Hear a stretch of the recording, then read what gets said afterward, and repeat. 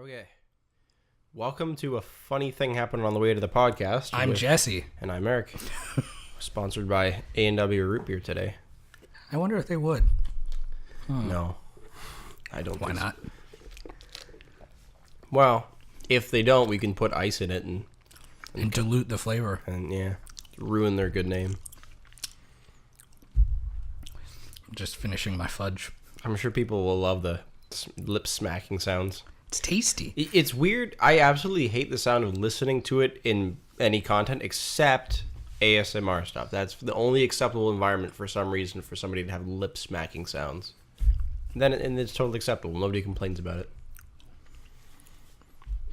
I'll give a shout out to Howells Farm for telling me about their famous fudge instead of letting me know about it organically, making it actually famous fudge. Yeah, then the fame would have brought you there. If I changed the name to Famous DH Media, do you think we'd... No. Although if you introduced yourselves, well, yeah, like, oh, thank you for choosing the Famous DH Media, known nationwide for whatever. Because I don't think you need actually any designation to be famous. You can just call yourself famous. There's some level of fame associated with just about everything, so yeah. It's fair. Wouldn't make sense. They'd probably ask you why we think we're famous. And then when you can't give them a good answer, you sound a little bit pretentious. It's true. Probably not a good idea. No. I feel like we haven't done this for way longer than usual. It's been a while. Yeah. It's been 2 or 3 weeks. I, in that time span, have packed up a house, not very well. It was a terrible move, but moved into a new house. Congratulations. Thank you. How's the unpacking going? It's terrible, but that's okay because I get to do fun stuff in between. Like I got to rip out a chain link fence because I wanted to put a big trailer frame that I got in the backyard. So with chain link fence gone, I could just get it right in the backyard. So I did that today. I like being able to just do things. That's your house. You can do whatever you want. I can burn down my garage if I wanted to. I think there's still a lot of stuff in that garage, though. Yeah, there is. So you don't want to burn it down. Maybe I don't want the stuff. Also, you picked the worst day to move. It was so wet and rainy. It did not stop raining for a second the entire day. That was not fun. Nope. Not at all. Oh, well. It's over.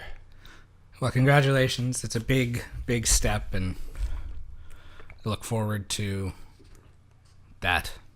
I don't know. I've already gotten to know some of my neighbors. One of them is a local, I guess they just do it as a business where they buy properties, and the one that they bought it's a big building. It's got apartments on the top, and the main floor is like a breakfast, and I think they do lunch stuff too, but it's like a diner. And they came over and started a conversation with me, not immediately implying who they were. Asked me what I was doing as I was tearing down a fence. And got to talking. Everything was good.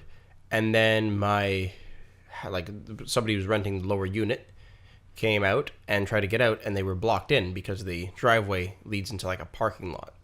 And the whole issue was these people had shown up, and they had explained to me who they were at that point, but they blocked him in to make a point, and they said to me, we actually came over here to let you know that that's an illegal parking space and that you shouldn't be using it. And then they glossed right over that because they just didn't really want the confrontation, I guess. But yeah, now I got that to deal with, so I don't know what I'm gonna do. But then they told me that they will pay for half of a fence if I just build a fence the whole way on the side of the property, therefore blocking the thing that is now a driveway. So doesn't sound like a half bad deal to me. I just need to figure out how to get 3 cars in the driveway. Yeah, that's a task.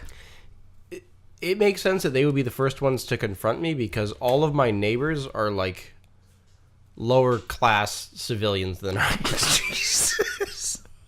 There is somebody that has a food truck trailer that they're living in on their like front lawn. They're living in it? I think so. And they got a sea can behind it, probably with a bunch of stuff in it. And like, there's a couple nice houses that are done up and fixed up, like what we're trying to do with this house. But there's some that are just decrepit and just awful. So and all I've seen so far of my neighbors is one night when Teal and I were going out, one of them was just yelling and cursing and screaming at her dog because the dog ran across the road. Welcome to Welland. I know. I could feel the presence of drug addicts. Yeah. Yeah. But to be fair, they're very social drug addicts. Because Well, that's good. There's nothing worse than a quiet meth addict. Exactly.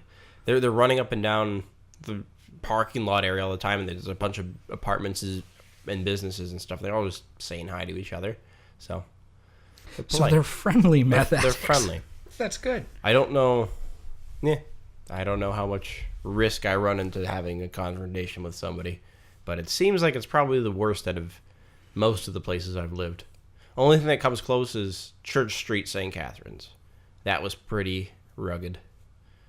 I don't know if I ever told the story about that, but the first night I lived in this place as a student, I woke up the next morning to find a tinfoil meth pipe on my back porch, about 7 feet from where my head rests when I sleep. That was my first day. And it's relatively close to a police station, so lots of people get out of that and walk about, and sketchy, for sure. I, thankfully, have not had too sketchy of places to live.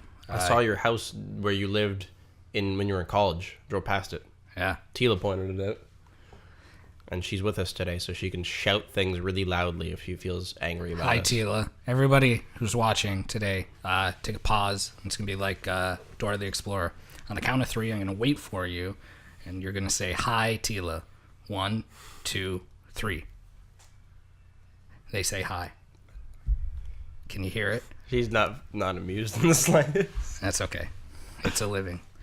Actually, that was an awesome house to live in during the summer, minus the fact that I got broke into,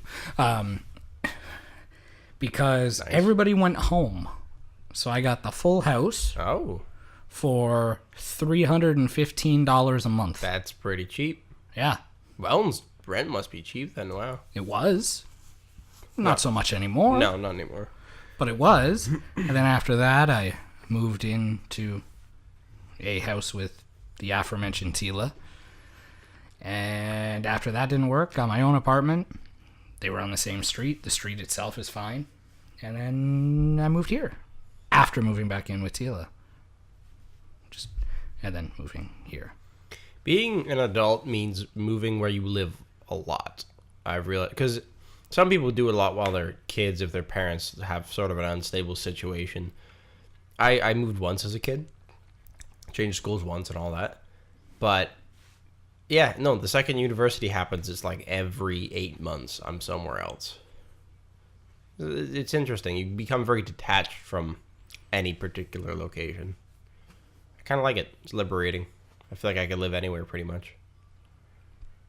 I could live anywhere as well, but I like knowing, at the very least, like, I don't consider this a home. It's a place to stay. It's not permanent. I guess for all purposes, it is a home, but yeah. I don't like moving. That's the issue. I don't mind the idea of being in different places, but I just don't like packing up and moving. I don't mind it as an organized process. So, like, more effort into just making it super efficient. Like, there's a lot of things that the garage in the place that I moved out of, because everything else got cleaned up pretty good. The garage is still dirty, and I couldn't do anything about it. It's kind of an unorganized thing. There's papers that belong to me and stuff that are still there. But, like, ideally, if I have the time to do it where everything's packed in very a specific order, and then they could be put in a moving truck in a very specific order, so I know just right off the bat exactly where everything is, and it all fits in one moving truck, because then you can not partition things and you know exactly where everything is. It's a pretty convenient process, I would say. I don't mind that as much. It just takes at least like a month of moving preparation for most. The only move that I really enjoyed was moving into this apartment, because it was just from down the hall. Yeah, that wasn't so bad. Still put things in boxes and stuff and made it not so bad. But it's what it had to be done. And the boxes kind of made sense, but I'll never forget the first night when everything was blocked off and it's the middle of June, and I'm like, Justin, we got to put the friggin' AC in. Mm-hmm. So we waited out, moved all the boxes, put the AC in, and then I proceeded for the next 3 hours or so to unpack, and then I unpacked some more the next day, and that's just it. I think there's an element of excitement that comes with moving that I haven't had all the time. I think when I buy a house, that's exciting. I'll pack. I'll be ready. Moving from an apartment like I had before to this, that was exciting. And it was simple. It was down the hall. I can get excited for that. Moving from my old apartment onto Tila's couch when I did it, that was not exciting. That was not enjoyable. That would not be enjoyable. And none of it was packed. So I made the mistake. I'm like, Justin, come to St. Catharines with me, help me move. It'll take like 4 hours. Didn't. No. Turns out, I had a lot more shit than I thought. It always takes longer than you think. There's a lot of stuff spread out in places. Mm-hmm. I think only as a student could I have so minimal possessions that it really does take. Even then, it took a good, 6 hours, but it was precise. Because, I could fit everything I owned in my car, but, not messily put in my car. Really precisely packed in my car. It would work. Wasn't impossible.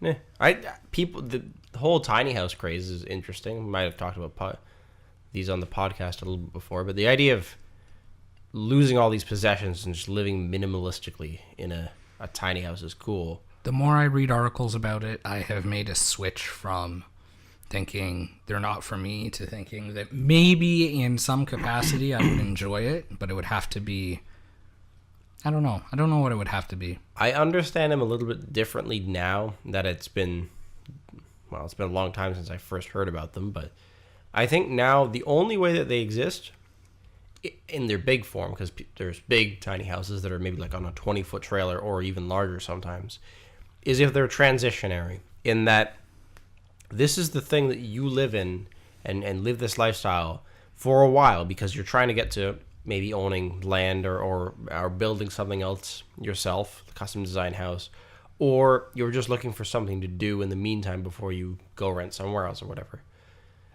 And that's probably how I would use it if I had a big tiny house, although I don't think I ever will have the full thing. I think what I would do now, personally, is go with a smaller tiny house, one that's just for trips, for going Trips places. Make sense. Yeah.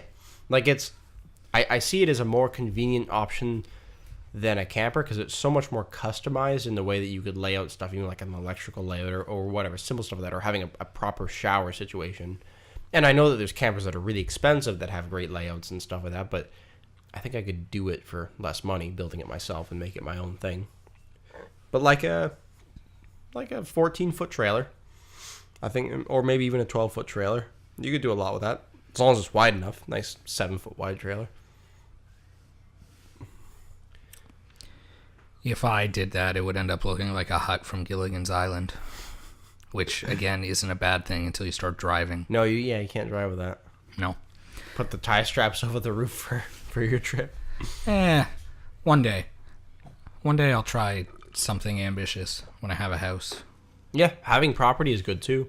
Now I have a place to, and I did before a little bit when I was renting a house, but I have a place to park this trailer frame that I got, and I can work on it because it's rusted. It's from a old camper. I can't imagine the camper is any younger than 25 years old or whatever. So, but yeah, it's just the frame. So I have. And we know that anything over 25 is old, right? Well, for a camper, those things don't last very long. Yeah. Lots of I can use sandblasting medium and not piss off people nearby with debris that's gonna fly around and all that. I have space for that. It's pretty nice. And you reap the rewards, I think, of maintaining your home a bit more. You increase the value of something that you own, whereas when you're renting, you really only seem to decrease the value of somebody else's property. But yep. Or if you did increase it, then you don't benefit from it. You don't benefit it in the slightest. Oh, I know. And the age-old buy a house, rent, or whatever, that's a debate that I've had many, many times, and it's going to happen. My only I'm still just waiting patiently. It's a strange thing that we might see a transition for in decades to come, where maybe it swings one way or the other, where home ownership becomes a thing that's almost non-existent, or it might go the other way, where just it is the mainstream thing to do. But I see Both that are being becoming less really likely. expensive. Owning Yes. a home is expensive. Renting is Yes, expensive. just living period is a very expensive thing. And I mean, there's many people on social assistance programs and stuff that will get funding to do that, so you don't even really need to have a job, but you still get a really crummy place for that price. So, I don't know. Living is just expensive with really no alternative. I mean, unless you want to go maybe build a tiny house, but then you need the upfront money for that, so that's tricky too. It's really not any way to do it on minimum wage or something like that. Melissa's brother found a wonderful plot of land in Welland. It's for sale. Okay. The only flaw with this plot of land is there's no hydro, no That water, costs a ton of money if you're far away. and there's no actual road access to it. Okay. The only way you can get to it is either walking through other people's property or walking on a train track to get to the property. It's in the middle of other properties? Yeah. Huh. So you're going to have to pay somebody to put a road through their property? Yeah. Did he buy it? No. Okay. It depends on the price, really. I mean, if the price justifies paying somebody to put a road in, and you're going to live off grid or something to cut down the cost, because honestly, putting in power might be high enough to justify just going off grid. I think you could do it. Yeah. It'd be fun. Yeah, it'd be interesting. I'd like the idea of it. Not giving my money away to somebody's business that I just think they're entitled to everybody buying into them. Like the power companies, just it's an automatic thing, or even like the water companies. The strange thing, I guess, with the water we had running to the house that we were renting before is just like every other house. If you call them up and you're like, yeah, I'd like to turn off the water, I'd like to stop paying for that. They're like, oh, well, like, can you get a lawyer to do this transit? Because you can't turn off water to somewhere. It's this human necessity that you have water running to a house, and you just can't do it. It's kind of crazy. You need like legal permission to do it, or somebody that is legally certified to handle that kind of stuff. I didn't know that. And if you don't pay your power bills, the power stays on for a long, long time. They don't just cut it off on you. Yeah, it's very strange. But this podcast was supposed to be a little bit more interesting because we were supposed to have two guests on who are no longer on for reasons that I can only briefly discuss. Okay. We were supposed to have the originally mayoral candidate, Johnny Tischler, back on. Yes. Along with another candidate that was running for mayor named Richard Stevens. Obviously, they did not win. No, they didn't. And that is too bad. That's okay. They could come back on the podcast and maybe they'll go for election again. And Yes, they can.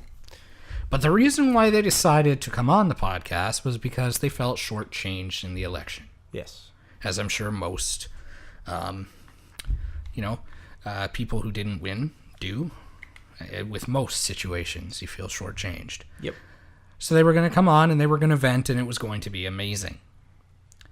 Then, one of them, and it wasn't Johnny, I won't go into super detail, attended an event with the current mayor of St. Catharines. And he changed his mind. And went off on him. Oh, really? Mm-hmm. Really? Mm-hmm. Is he in jail? No. Okay. But there was lots of verbal back and forth at a charity event. It's pretty hardcore. And this mayoral candidate eventually got the mayor of St. Catharines to start talking negatively about both this guy and Johnny as well. So they both agreed that it might be in their best interest to back away just for a little bit. Really? To let the things cool Oh, down. but we could get in on that controversy. Darn it. Well, okay. But it seems like something Is this that... in newspapers somewhere? Like, are there people reporting on this? I don't know. This is all straight from the mouth of Johnny. Right. I don't know if I was allowed to tell people this. Well, it doesn't really... It sounds like there was just a conflict of some kind. Just a verbal altercation Yeah. that resulted in them thinking maybe it would not be the best to come on the podcast at this current That would time. have been so good still. Johnny did say he'd be interested in coming back on to talk about the tattoo industry again. Yeah. Which I thought was interesting enough. Whew. I don't feel like I have enough questions to ask that I wouldn't ask the same things I've already asked before. So I've got to do more research on tattoos. Maybe we should get a tattoo. Then we could talk from that experience. Then I have to... Yeah, then you got to you could get a really tiny one. No, because the only tattoo I would ever get is not a tiny one. Well, you could do a really tiny one and then cover it up with your big tattoo later. Okay, I suppose I could. But we'll see. That's not a bad idea. And of course, there's other people. But yeah, so that's unfortunate. But other than that, What can you do?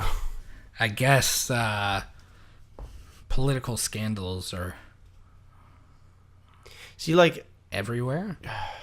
there are some politicians that would they'd probably build on the controversy of like calling somebody out and all that, and they would just keep using it to fuel their own fire. Like, imagine if this whole thing was brought to the forefront and they just Johnny and this other guy's names were just getting pushed into the mainstream idea, like everybody's idea of who could be the mayor. And the next election, people know the name, whether it's controversial or not. I know, which is why we should. Again, he did say he'd come back on at some point after everything is boiled to explain the situation, which I think isn't a bad idea. That's fair. Get the story out there, get everything straight. It's too bad. We should have did it sooner. We should have did it the night. No, that was your moving day. But we should have did it as soon as he came to me, before he had time to change his mind. That's fair. Things that change very quickly. How often do you use like buy and sell groups like Facebook or Kijiji? Facebook, never bought anything off Facebook. Kijiji. Kijiji occasionally, but I haven't. What's the last thing you got? Last thing I got? Yeah. Must be a while back if you. It's a long time ago. I don't really. I frequent them extremely often. I know you do. And I keep it's getting to the point where it's like eBay, because I used to use eBay a long time ago, and there was a time when you could use eBay and it was an actual exciting place to auction. You'd like stay up late at night to whatever time. Your lid's stuck. Is there something wrong with your root beer? No, I was just confused. I'm drinking it, but the root beer's still at the top. It's all foamed. It's because they double lidded it, and there's root beer stuck in the top lid.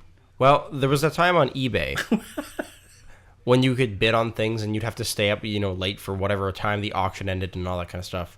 And then they introduced auto bidding. This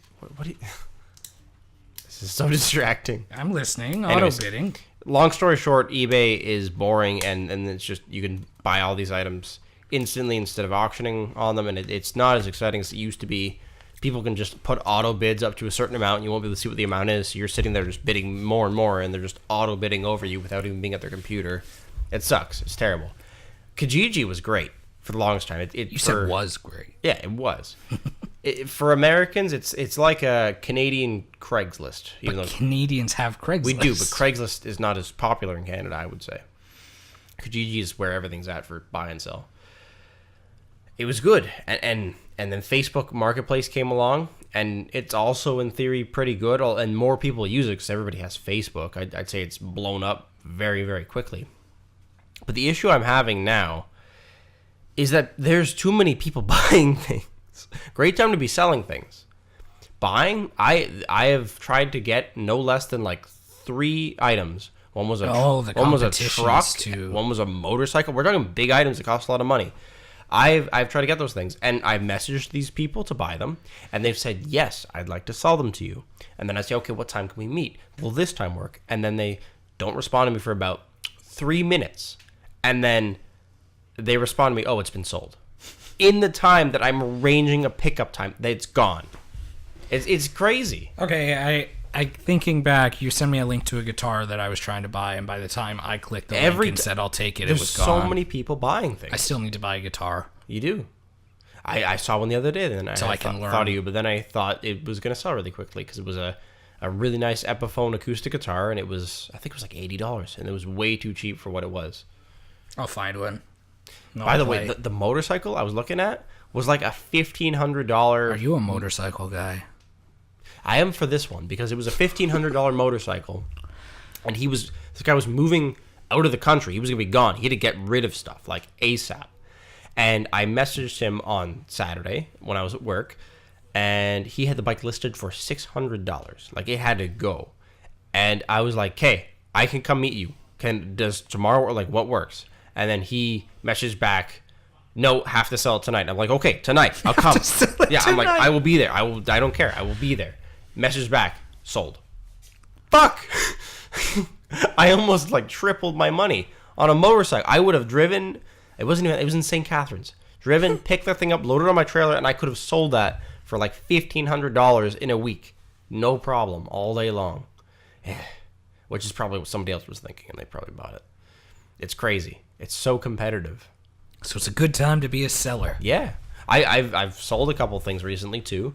Your iPad. Tila had an old crazy. iPad. Yeah, Tila had an old iPad. And the funny thing about Apple products, and it's true for this one, every time I list an Apple products, I've sold multiple iPads and iPod and all these things like that. It's always kids. Every time. And they show up with their parent. Like, I think it was like a 12-year-old kid. Showed up, parents are in the driveway, kid's got cash in hand, and he's just like, "Here you go." And that's every time I sell an Apple product. Parents are giving their kids money and driving them to houses of adults and just sitting in the car while their kid goes up to somebody's door to buy an Apple product. And I can understand it because the kids probably understand more about the product than the parents do. It's true. Yeah, the kid knows what he's looking for. So what kid would want an iPad that old? I don't know. I have no idea what a kid would be doing with an iPad.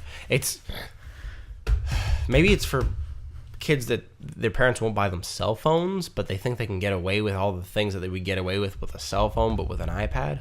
It's a pretty old iPad. It's an old iPad, but you can still use Facebook Messenger probably, and a couple of things. I don't know. Again, maybe kids are using apps that we haven't even heard about. Speaking of that night specifically, odd, again, mentioning Johnny Tischler once again, but the fact that you and I need to hang out in public more because I have been recognized twice. You're famous. Hardly. And both times I get flustered. I guess probably not. Okay, well, anyway, you got noticed because you were on the podcast. Somebody noticed that you were on the podcast. That was they saw you on the one with... Both of them saw me on the Johnny Tischler one. Okay. The first woman kind of insulted me a little bit. Yeah. Because I was behind the counter at BD's, and by the time... fatter in person. By the time... What? What'd you say? You're fatter in person. No, she didn't say that. I'm making something up. By the time she was going to ask the question, she had psyched herself out thinking, nah, somebody who works here wouldn't have been on a political thing. She's like, nah, it can't be you. Like, what was the question? Oh, do you do YouTube videos? Yeah. Kind of. Kind of? She's like, oh, I was watching this mayor interview. Like, oh. That thing blew up. See, here's the downside. Anybody who would be able to recognize you in public probably isn't watching this right now. Probably not. No. And I can't blame them. We need more people. Interesting people. Oh, well. I might be able to get a independent marijuana aficionado like we had talked about for next week, who not only grows his own, I don't know if I can say that, but you grows can, his own. It is legal to grow your own. Okay. It grows his three plants or less. Okay, so he grows his own, and he loved his wedding products so much, he wants to give us the gift of weed. What, he's going to give us weed? Yes. Really? Why? I have no idea why we got on this topic. I don't know either. But he said, yeah, we liked it so much. If you guys want... Getting tipped in weed. Yeah. That's got to be legal, right? You can give away weed. I think so. You can't sell it. Can't sell it. You can give it away. Yeah. All right.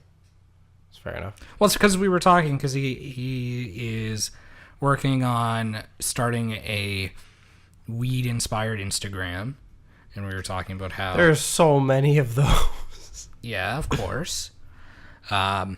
But we just got on the topic, and he asked if I'd ever smoked. And I said, it's kind of in the artistic trade. And then he got on the idea that because I said that, every one of us must smoke. So I said, you're not technically wrong, I don't think.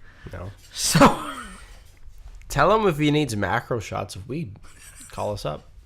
That's what a lot of these... I've seen a couple of Instagrams that all they are is just different strains, and they get in, and they do these beautiful macro shots. You can see like all of the... Are they called trichomes? I don't know the terminology exactly, but there's like the sticky part of it, basically, and then all these crazy resins and stuff you can see just glistening. It looks fun, although I like macro photography in general, so I'd be into it. And it's product photography simultaneously, because it's true. It's a product you can sell. So that may be something we can do for him in the future. Yeah. You might like it, but that's neat. And then, so we do have some other interviews coming up. It's just this one kind of crashed at the last minute. We still haven't done anything VR-wise, just because we were trying to get an interview with a place that does virtual reality stuff. But I can get in touch with them and see if they're ready for us. Yeah, I'd be down for that. I think we got to find somebody that has like an HTC Vive or something and just give that a try. Because there's lots of I think the Elder Scrolls games, Fallout games, play those in VR. I think that's what I'd be interested in more than even the arcade experience stuff. But I know so many reviewers that have such funny reviews of VR games and just the crazy absurd stuff that happens in them. Shocking. Watching Justin do it was funny enough. I'm scared of heights and... Ooh. Actually, random thought about being scared and something that's very virtual reality like. I went crawling through my attic in the house that I bought. Anyways, it was kind of surreal because it was like a movie. I had to stand on the bathroom sink and like go up because that's where it is. And the first thing, because I have my flashlight on my phone, the first thing I see, I like look, there's just nothing in the darkness. Turn around, and there's a dog, like a scary looking dog flashlight, like one of those ones you squeeze and like its mouth opens and it's a flash. And it's fucking freaked the shit out of me. So there's your jump scare. Yeah, I got jump scared, and I was like, okay, everything's fine. I crawl up, and I'm rooting around, and things are not as they should be, because for one, somebody had bats of insulation, like the big, pieces or whatever, and they brought them up. They looked like good insulation pieces, but it looked like they just threw them instead of placing them in proper places. It was everywhere. And I'm looking around more, and I'm seeing like little objects here and there, like weird building materials. I don't understand what they are. And then I find a wallet, and then I'm thinking to myself, okay, somebody hide money, because that'd be nice. And I open the wallet, and there's no money, but there is somebody's full set of identity. We're talking driver's license. We're talking all the points cards. We're talking social insurance number. All of it in this wallet. The last expiration date of like most of the stuff was around 2014. So I'm thinking, okay, and it was a woman, and I'm thinking, okay, this chick got murdered. Did you search her name online? Not yet. See if it was a missing Maybe they're a person? missing person. That's a good idea. Yeah. Shit, why didn't I do that? That's the first thing I would do. We contacted somebody, lawyer, about it anyways. But we found that. And I'm just thinking, okay, yeah, somebody murdered this person. And search her name. Opened the attic and just threw the dead wallet. Body in the house somewhere. I want to find it. I don't know. There's not that many places to hide a body. But maybe in the attic. Maybe I gotta look more. But no, let's search this person's name. Yeah. Okay. I gotta look up. I gotta find the wallet. But anyways, yeah. And also, I have the full tools to create identity theft. Apparently, so if I decide to become a criminal, I guess that's what I'll do. Unless she's dead, and that's perfect though. unless she's known to be dead, I guess.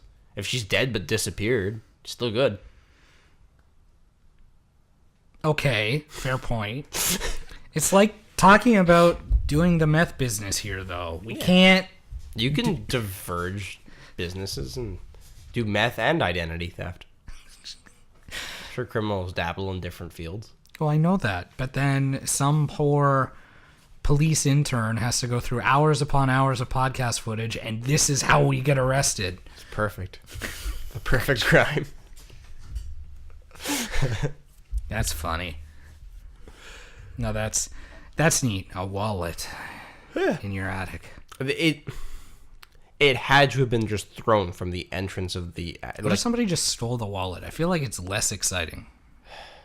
But why would they hide it in an attic? Just destroy it. But why would they hide just the wallet in the attic? I don't know. If you found a full set of clothes with the wallet... Okay, that'd be creepier. That'd be even worse. It would be. Yeah, no. I really wish you had searched the name. I don't know why I didn't think of doing that. That's okay.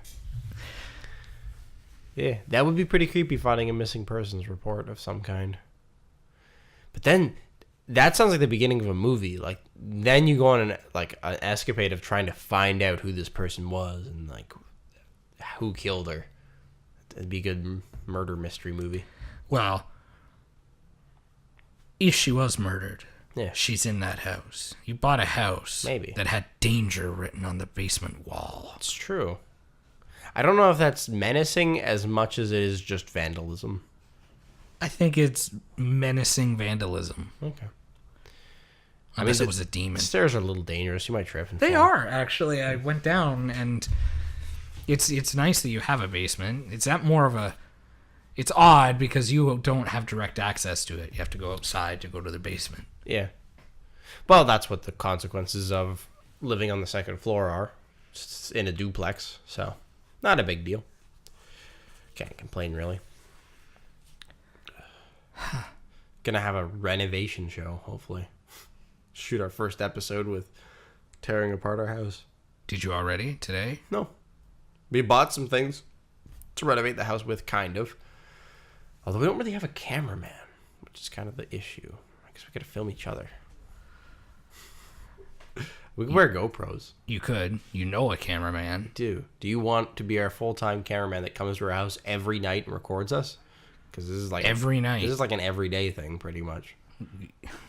That's a lot of time. It is. It's too much time. I can't do it every night. No. You could schedule the fun things. It's true. We could schedule destroying stuff for the most part. It's a lot of B-roll. It's a lot of just like a drill putting a screw through something. I love B-roll. Yeah. We could, it'd be like stock footage. Film stock footage of building shit. Although there's a lot of branding on tools. Do you think that's an issue? Like a lot of them, DeWalt, Milwaukee, whatever, just on the side of every tool. Because usually home renovation shows get sponsored by somebody. Yeah. And if you would get sponsored, then you would only use their tools. Yeah. But I think if you don't have a sponsorship... But not every tool maker makes every tool. You'd probably have to put tape over it. That's a pain in the ass. Like, oh, look, there's the blue air compressor in the corner of the room. Probably, that can't be a Mastercraft. Or the yellow saw. Yeah, not DeWalt. Or the red drill. No, not Milwaukee. Something else. Well, if you know all the brands just based on the product anyways, then the fact that you're putting tape on it, any guy watching it knows exactly what it is. Yes, knows exactly what it is. Let's use like some piece of shit like Ryobi or Black & Decker. Then it's just What is he using? Yeah. That thing looks like garbage. No, that's cool. I don't know if I would ever purchase a house that would have such a reno need, as we've talked about before. Yeah. Like you have a hole in your bedroom floor. Do we? Yeah, I guess we do. Against the wall. That's fine. Fix it later. It's not big enough to put my foot through. Not yet. No. Don't try it. I probably will try. Why not? One thing, there's little things. Funny enough, because I can live in a house that's under renovation. There's little things that bug you as soon as you move into a place. Like when the shower head is terrible, the pressure's low, it's like spraying in multiple directions. It's terrible. It's like I could live in a house that's destroyed with just all the walls missing, but I need this shower head to work properly. Or like, there's lots of little stuff. The refrigerator, the door opens the way. It like you have to go to the far end of the fridge and come pull it back instead of just opening it where you stand. It's annoying. Don't like it. It's a little thing, but it's annoying. Part of home ownership, I guess. Well, you got the fridge. Most homes don't come with all the appliances, right? Do no, they? most do. Most people don't want to move appliances out of homes. Huh. Most of the ones that we looked at were appliances included. So Where did the washer and dryer go? they're in the basement. Oh, the ones that we brought, they're in the garage. They're in the garage. We got to sell those. So, yeah. If anybody's looking to buy a washer and dryer, call me. Phone number on the screen now. I don't actually even care if you put that up there. I'll dox myself. It's accessible. If I get a phone call from somebody from being on the podcast, that would be a funny phone call. It would be. Do you still have the washer and dryer? Yes. What if it's a year from now? It could be, right? What if it's a decade from now? No. Because I'll probably get a new phone number at that point if people are still calling me about a damn washer and dryer. Maybe I'll have a new washer and dryer to sell. do you still have it? The episode was from 12 years ago. Yes. That house burned to the ground. Because it was demonic. It was possessed. By the spirit of a woman whose ID was in my attic. I think it was Paranormal Activity 2 that had a burnt picture in the attic, and that's the whole thing that started the whole demonic possession. A burnt picture. Yes. Like the picture was black entirely, or it was... No, it was like partly burned. Partly burnt. See, how do you partly burn a picture? If that thing's on fire, it's staying on fire. Put it out. It just pissed off the person in the photograph enough to haunt them. All right. I can't remember why what the burnt picture had to do with the demon, but I've never seen any of the Paranormal Activity Really? movies. Are any of them good? okay. So the first one, I love this because Tila can't say a damn thing. She could. She's got to come sit over here. I don't understand why she's so afraid. We could just badmouth. We could air out dirty laundry. Do that all the time anyway. But she can't say anything, Eh. which is a difference. Okay. The first one, experimentally, is interesting because it's even more basic than, I would say, the Blair Witch Project. From what I understand, it's a lot of just handheld, like It's all handheld. shaky shots. So the camera that he had was very good as far as stability goes. It's not super shaky. No. And then you get the now almost like parody of itself, steady shot of them in bed, sped up. I've seen that, yeah. Yeah. And that's kind of neat. But it's the atmosphere, it's the sound editing that's really big. If you put it, especially your surround sound, you put it on, you watch, and everything is quiet, but you hear just small noises in the house, as you do in a house. When you're on edge and you hear a small noise, it's like, oh shit. And then when something does happen, you feel a presence. They did a very good job at making you feel as though there was a demon there. The demon obviously interacts with the audio equipment. There's a bass hum. You can hear it, and it's just a very unnerving kind of like low bass hum. I want to watch this now. We should. Did you watch it with headphones on? No. Okay. I've watched it in a variety of different ways, and the best way to watch it is on TV. Okay. Watch it on my phone. It's not that. No, I wouldn't want to do that. Paranormal Activity 2 is a prequel sequel in the same movie. Not a prequel in the sense that it takes place years before. No, it takes place just at most a month before the first movie. Okay. And then the events of Paranormal Activity 2 fall into the events of Paranormal Activity and then a little bit beyond. And that's basically the end of the good ones. Okay, so they get worse from there. Except for the third one, which I could have said was The next one. the next one. The only reason why it's good is because they go back to the 80s. So it's all shot or made to be look like it was shot on VHS. Okay. Problem is, they didn't have high definition VHS. No. So the fact that the camera is of high definition made to look like VHS, for any type of film or tech person, you realize, yeah, that's not right. No. But if you suspend your disbelief past there, Some of the techniques used in the movie are a little bit more neat because the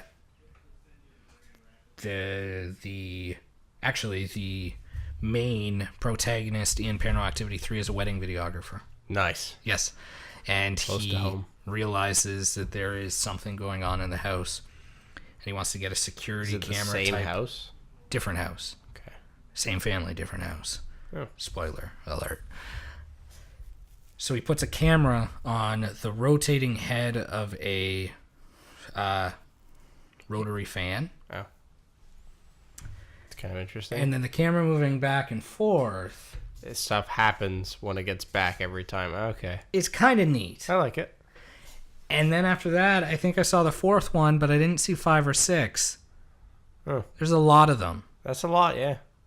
It gets to be ridiculous. But I would say the first one, great. The second one, fun. Okay. Is this an accurate thing to say? Is Paranormal Activity the Five Nights at Freddy's equivalent of a movie? Is that what it is? Because there's just too many sequels. There's kind of interesting scare techniques. Trying to be experimental. Do you know much about Five Nights? A little bit. Yeah. I used to watch somebody that would just, I don't know, play through every game. I don't know why I found it so fascinating, but it seems like most of the internet did at one point. Because there's like a bunch of... There's a guy that just film theory or something. I don't know. He's got a couple of YouTube shows, and he's just like goes into so many fan theories about video games. It's super, super interesting. But I would say that after the third Paranormal Activity, every other movie just rehashes different ways of scaring, different camera techniques, because is it clear that there's more of a budget? The first two look like they are shot on proper security footage and like regular handycam footage. The third one, ironically, made in the 80s, looks more Hollywood polished than the first two. Mm-hmm. And then, I don't know, these friggin' people must be buying up the best low light cameras ever, because by the fourth, it's just, you see everything. Actually, I think the fourth one had a sponsorship with Microsoft because they utilized the Kinect in the movie. Oh, that's kind of lame. Yeah. So there's a shot because the Kinect had either, I don't know if it was when it was initializing, but it would fill your room with green dots, the infrared green dots. So there's a shot where you can see everybody standing. And there's somebody else. But then there's something else that's being captured by the infrared. So it is kind of neat as the dots morph towards you. But it's not necessarily the best thing to sell. No. Hey, Microsoft. Buy our products so you can see demons sneaking up from behind. That'd be terrifying. Maybe it is good. Maybe. Demon sensors. One random thing of note, because I do want to watch those movies now. We should. Car technology. Yes, I'm good at non sequiturs. That is the perfect segue. Yep. So do you want to... Okay. This is about Windows. Okay. Before you get on your car talk. Okay. You want to sit down and watch Paranormal Activity. Yeah. And actually do a proper review with the microphones recording this time. We went to go see the movie Halloween and completely messed it up because we didn't have microphones recording. But we were enthusiastic and Luke said he would do it again. Yeah. Watch another movie, yeah. There's lots of good things in the theater at any given moment. I just never think about it for some reason. Halloween was enjoyable. It was fun. The people are stupid, as was mentioned, but that's the way it is in every horror movie. But it was fun. It was good. Michael Myers is absurdly strong and capable of just going. When he smashed the skull with his boot. That was a bit too much. I haven't smashed too many skulls in my day. Just turned to jello. But it is nearly impossible for it to be that easy. Yeah. Like a pumpkin, pretty much. Yes. So, anyways, back to your car windows. Car technology. Car technology is insanely outdated the moment it's released. Okay. which is a thing that most people recognize, I would say. But like, say touchscreens in cars, they're still not even as good as the iPhone in like 2009. They're True. They're awful in comparison. My friend who has a 2014 Chevy Cruze was, driving. We were driving to work, and I plugged in my phone because I wanted it to charge, and through the USB, it wanted to play my music. And I went to go click it away, and I noticed quickly there was a screen that just flashed for a moment. And I was like, that was the Windows logo. And I was confused because it's a Chevy car. It doesn't have Microsoft Sync like a lot of Ford cars do. But whatever. I was like, okay. And then he was navigating through the menus later, and my phone was still plugged in. It was showing this icon. And I'm like, what is that? And he went to it, and it said, this car is Windows Vista compatible. What? Yeah. A 2014 Chevy Cruze is Windows Vista compatible. What does it even mean? I plugged in an Android phone. I don't know what it was trying to do, and I don't know why Windows Vista would be the operating system. Because I think Windows 7 maybe at that point, 2014, but we still had, I think Windows 8 might have been out. I don't really know. It's very Windows strange. Vista compatible. Yeah, I'm curious to know exactly when Windows Vista came out, because I feel like it was probably in the mid-2000s, maybe 2005, maybe somewhere around there. 2006, the initial release date. So, and it was the latest Server Pack 2 upgrade was in 2009. Why is a 2014 Chevy Cruze telling me that it's compatible with Windows Vista? The Chevy Cruze forum. People are talking about this, I'm guessing. Yeah. Yeah. See, Windows 8 was in 2012. Just wondering if anyone else has encountered this. It took me quite a while to get my Samsung Galaxy S3 to be recognized by MyLink via the USB cable. When I finally did, I was able to access my music on my phone just fine after irritating indexing, but Pandora wouldn't work. Strangely enough, when my phone is connected, the MyLink screen says certified for Vista or something like that. Any idea what that is? I'd love to get Pandora working, but no such luck. Doesn't even know what Vista is. That's great. Mine does that, certified for Vista with the MP3 player. I've been wondering if there is an upgrade or hack that will, if you will, to alter the MyLink systems. Oh, Vista is what is supported by GM on their service department's tools. So people at GM are on Windows Vista. Yes. Oh, God. They probably got like a 4:3 aspect ratio Dell monitor with a Dell computer with a late generation Pentium processor, or maybe even a Core 2 Duo. And they're building cars. What the the world of auto manufacturers is a world of dinosaurs. It's so outdated. The only car company that people seem to it blows people's minds that it's actually up to date with current times is Tesla. That's it. Because the touchscreen's good, like it should be in most cars, but it's good. And it blows people's minds because it's this amazing display, and the car feels modern.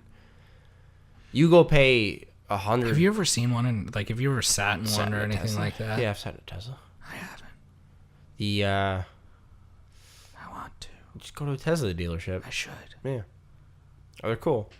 I haven't sat in the Model 3 yet. That'd be cool, but I would go test drive a Tesla. That'd be fun. I've test driven the Chevy Volt, which I've talked about on the podcast. Why not do it with the premium electric car, the most premium you can buy anyways? The question is, do you test drive a Model 3, the slightly more affordable and attainable version, or Model S, or Model X even if you want an SUV? I don't know. We'll have to see. Maybe I'll have to take a look. I know I said this. I'm impressed, I just want to say. Knock on wood. Maybe I shouldn't even talk about this because my luck, something bad is going to happen. But my car has almost made it another year.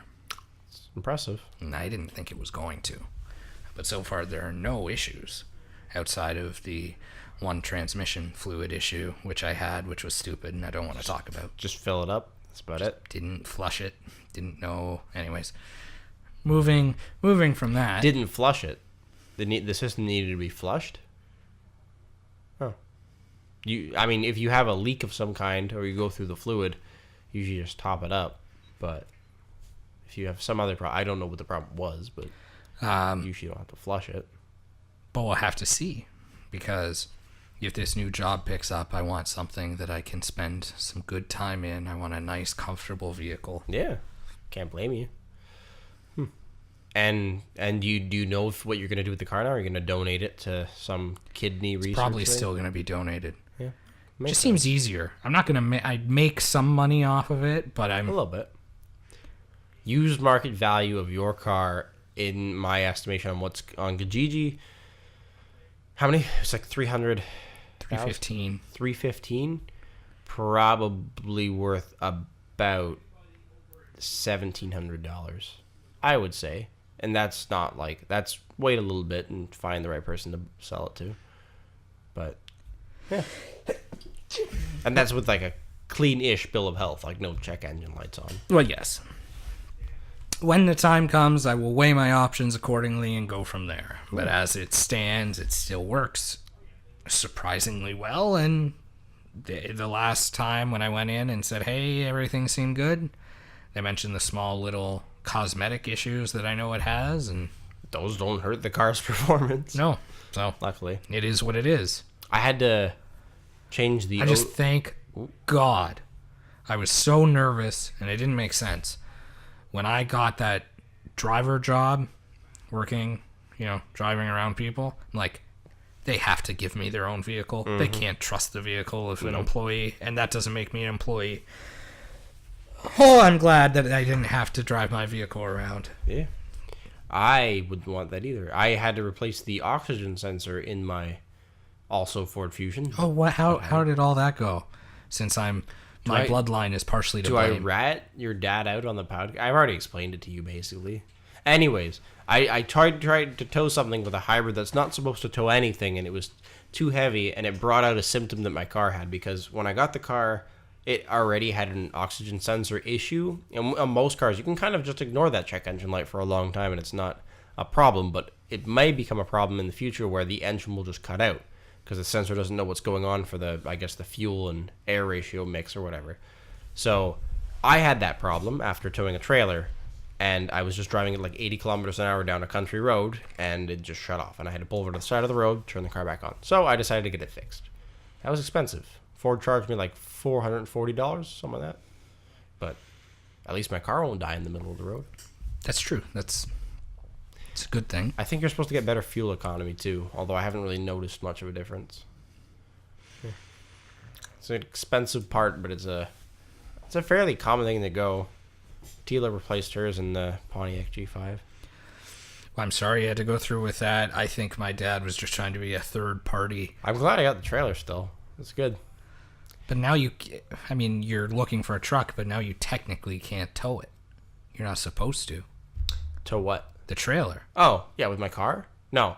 Doesn't matter. I don't have to. It's at my house. I can rebuild it now. It's going to take me a while. Seeing as I'm renovating a house and unpacking stuff still, it's probably a good month at the very minimum before I even touch a single thing on that trailer. So it's just going to sit there. It's fine. And how many days do you think it'll be till you're back up and running with your computer? Tomorrow. Tomorrow? Because it is all set up now. Oh, that's good. It's just not I don't want to sit down at my desk because there's a bunch of shit around it, but yeah. I'm going to be a productive member of DH Media again and of a podcast crew. Still weddings to edit. Still podcasts to edit. I know. It's been good. Although I've noticed, and it's a good thing, this is just an advertisement, but I last year at this time editing on Final Cut, it would take forever to sync the audio. I don't even want to think about how long it used to take. Now that it doesn't, one would think, probably saves a lot of time. And it does. But then I'm like, I'm going to properly color correct absolutely everything here. Yes. And then I'm going to put it in Audition and I'm going to do a proper sound edit too.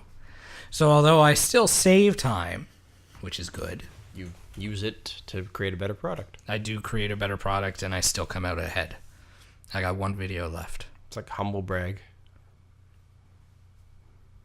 Things improve over time. It's good. Got one video just left one. and then one wedding photo set to edit. Not bad. I don't even know how many weddings I have left. You should have 2. That's it? That's good. I can handle 2. 2, yeah. 2 sounds right. Ugh. I think I'm tired at this point, so I know. probably a good time to wrap her up. Of course. It's been a while, but I'm glad to be back. And We got to find a way to actively get more guests on. yeah, we have a guest coming up, so stay tuned for that. That'll be interesting. Yeah. Not the next episode, but probably the one We after could that. have somebody in the next episode. We just If don't we, know. if we find somebody. We technically did have a guest, except she was silent. Didn't even look. Didn't even look. Okay. Well, I think it's time to say have a good night. So long, farewell, goodbye. Signing off.